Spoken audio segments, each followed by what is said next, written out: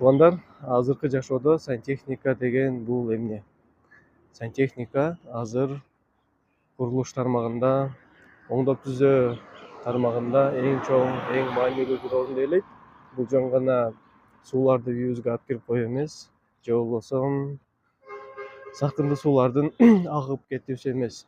Балким бул биздин жашообуздагы жылуулук, муздатуу, ысык суу алып келүү, муздак суу алып келүү, сакындуу сууларды агызып кетүү, аларды туура агызып кетүү, алардын жытын чыгаруу боюнча каражаттар,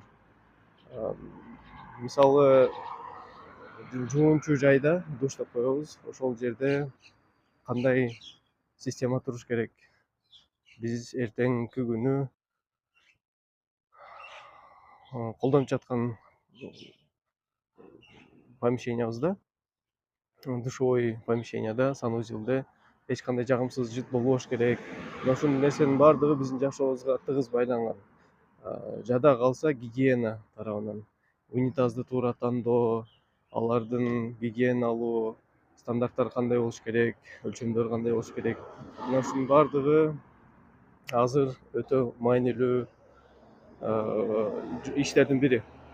Андыктан сантехника жасап жаткан учурда ар дайым тажрыйбалуу, ар дайым өзүнүн ишин так билген адамдар менен иштешкенди тандаңыздар.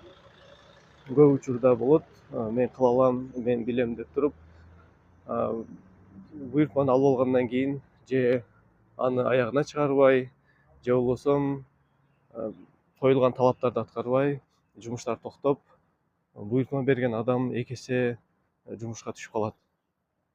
Ошондуктан сураныч, азыр өнүгүп жаткан курулуш тармагы өнүгүп жатканда